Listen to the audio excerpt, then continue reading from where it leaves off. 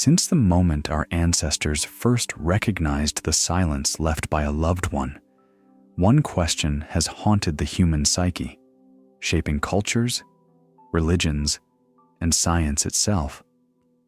What happens when we die?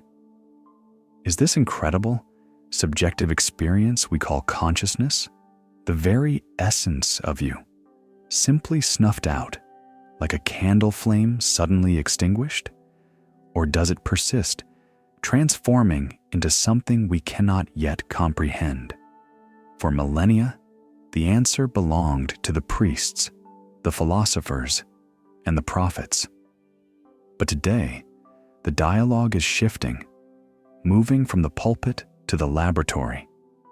While mainstream medicine defines death as a biological certainty, the cessation of cardiac, respiratory, and brain activity, researchers in theoretical physics are exploring a breathtaking alternative: that consciousness is not destroyed, but merely transitions, shifting its mode of existence to a realm or frequency beyond our physical perception. For most of us, the word death equates to absolute finality. The heart stops, blood flow ceases, the brain waves flatline. We assume the mind vanishes. But this terminal point is precisely where the scientific debate begins. What, precisely, is consciousness? Is it merely an epiphenomenon, a passive, transient byproduct of electrochemical signaling within the 3-pound mass of the brain? Or, as some daring scientists suggest, is consciousness a fundamental independent entity, with the brain merely acting as a sophisticated biological receiver? If consciousness can be divorced from physical matter, then the death of the body does not, logically, equate to the destruction of the self. The receiver is broken, but the signal persists.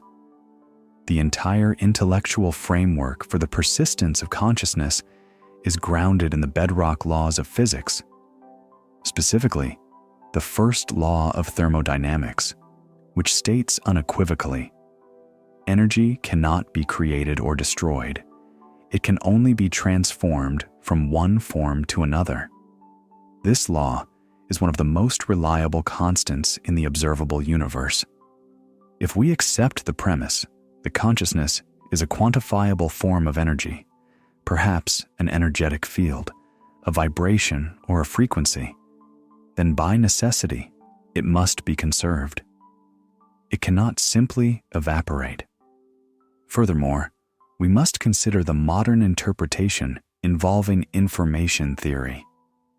In advanced physics, particularly cosmology, information is treated as a physical entity. The Beaconstein bound and the laws governing black hole physics confirm that information must be conserved. Now, consider your individual self, your identity, your history, your memories.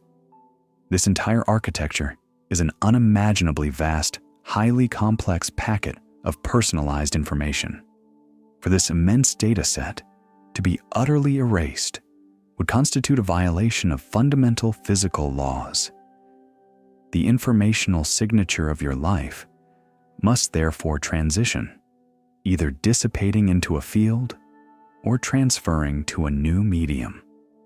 This leads directly to the conclusion that if the self is fundamentally energy and information, it must adhere to the conservation laws. To understand how this energy or information escapes, we must descend into the smallest structures of the brain, into the bizarre world of quantum mechanics. For decades, the standard model of neuroscience viewed consciousness as emerging from the firing of billions of neurons.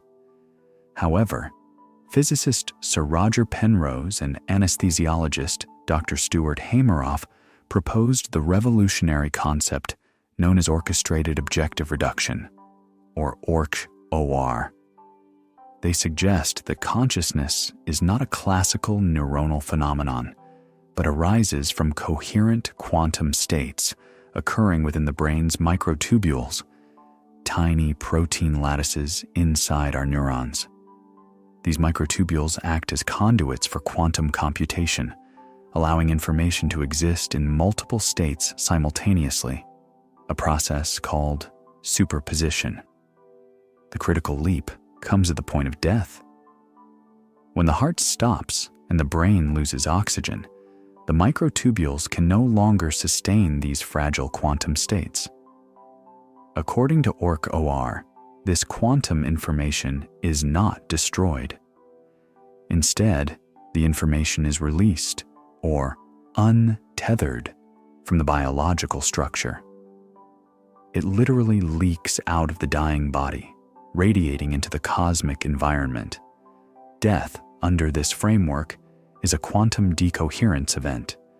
The informational pattern of the self is set free from its biological confines, returning to the most fundamental, universal quantum substrate. Indirect, yet deeply compelling, evidence for the persistence of awareness comes from the thousands of accounts of near-death experiences, NDEs. These narratives, shared by patients successfully resuscitated after being clinically brain-dead, consistently feature core elements: the tunnel, the brilliant light, the feeling of absolute peace, and the sensation of separating from the physical body. Mainstream science often dismisses NDEs as physiological artifacts, citing cerebral anoxia or the release of endogenous chemicals.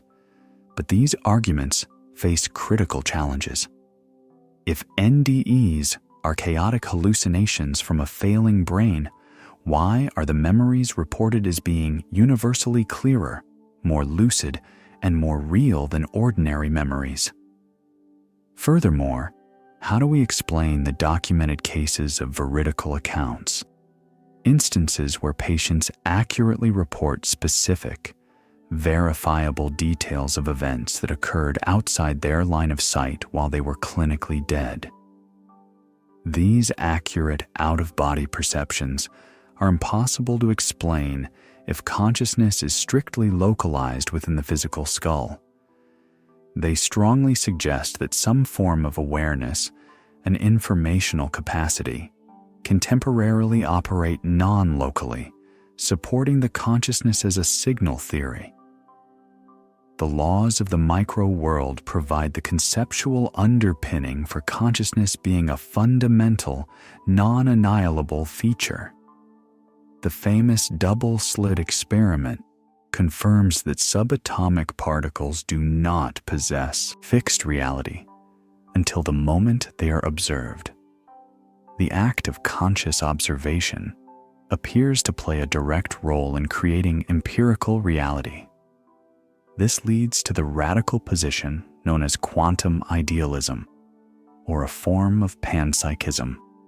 The idea that consciousness is not an accidental evolutionary development, but a fundamental, irreducible property of the universe. If consciousness actively influences the behavior of matter, it cannot logically be merely a product of matter. It must be the underlying substance.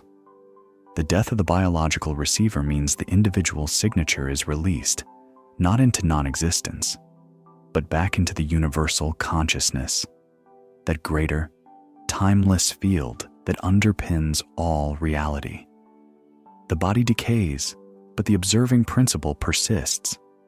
If this informational self persists, the next great question is its destination. The theories here range from complete dissolution to the retention of identity. The simplest energetic answer is dissolution. The individual consciousness simply melts or dissolves into the vast, unified zero-point energy field. In this scenario, individual identity is lost, but the energy and information persist, becoming one with the universal source. A stunning scientific echo of the spiritual concepts of nirvana or moksha. A more complex theory involves the retention of individuality within a universal data storage system, often framed as the quantum akashic field. Ancient traditions speak of the Akashic records. In modern terms, this is a non-physical, ubiquitous field that perpetually records the specific informational signature of every conscious entity. Death becomes the ultimate backup and transfer. Your personalized data shifts from its finite, failing biological memory to the infinite, permanent storage medium of the cosmic field. Finally, the most radical theory is tied to the multiverse hypothesis. If infinite parallel realities exist, the collapse of our body might trigger a quantum jump. Consciousness, seeking continuity, might instantaneously tunnel or slip into an alternate universe where the conditions allow for its continued existence, sidestepping the end of its current timeline. Death becomes merely a change of address in the vast cosmic network. In the end, while our current science lacks the definitive instruments to confirm or deny these extraordinary quantum and energetic hypotheses, the very fact that these theories are being debated in serious academic circles marks a monumental shift. The mystery of the post-mortem mind is no longer confined to the philosophical corner. It is now a frontier of modern physics. We must acknowledge that science currently lacks the definitive instruments to confirm or deny these extraordinary quantum and energetic hypotheses. But the beauty lies in this very uncertainty. Instead of viewing death with fear, we can now approach it with intellectual curiosity. We are shifting from viewing death as a termination to viewing it as a profound, natural transition, an intrinsically complex process of the universe that we are only beginning to decode. Perhaps consciousness is not the fragile, ephemeral output of a 3-pound organ, but the enduring foundation of all reality. It does not begin at your birth, and it cannot end with your death. It only changes its form, alters its frequency, and transforms its means of expression. And in that ultimate realization of infinitude,